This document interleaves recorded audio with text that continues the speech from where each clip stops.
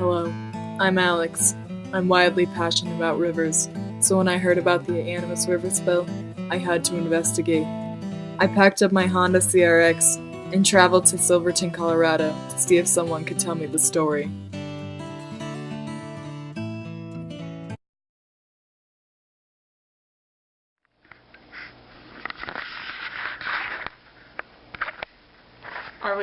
Are we rolling? Yeah.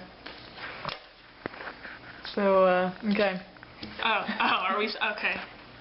Alright, so, tell our viewers your name. Hi, I'm Ellie Mae. I'm 19, and I'm an environmental activist. Alright. Okay. So, how long have you lived in Silverton? I've lived in Silverton my whole life. You know, my family's been in Silverton since I was a Silverton. Yeah, I'm very familiar, very passionate about the area. Yeah. So, can you tell us what's been going on?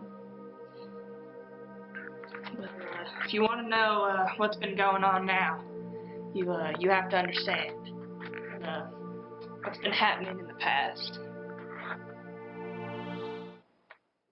Well, what happened in the past? There was a gold mine called Gold King that was abandoned in 1923. All of the toxins were contained in a sludge pond inside the mine. In the 1990s, the site was nominated by the EPA as a Superfund site to clean up all the pollutants inside, but the local legislation rejected the idea, fearing that having a Superfund site would scare tourists away. I also did my research. This area has been heavily mined, with almost 22,000 mines in the surrounding area. Gold mining was practiced up until as recent as 1991, and the environment was drastically altered. The upper basin of the Animas River was left fishless due to these mines. The EPA was only allowed to do minor work on the sites to prevent more environmental damage. Basically, these abandoned mines were a ticking time bomb, waiting to be set off. Did this mean for the environment? Well, the long-term impacts are unknown to scientists, but the immediate impacts are already being felt. The surviving fish are unsafe to eat, and any residents that have wells within the flood zones of the river must get their water checked for contamination. The river was closed from recreation for 9 days, and all are advised to avoid direct contact with the river, including pets and livestock.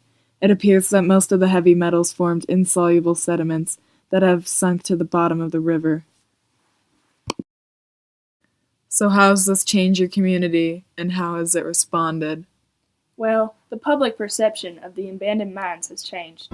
Local legislation has decided to finally accept Superfund money to begin restoring the sites.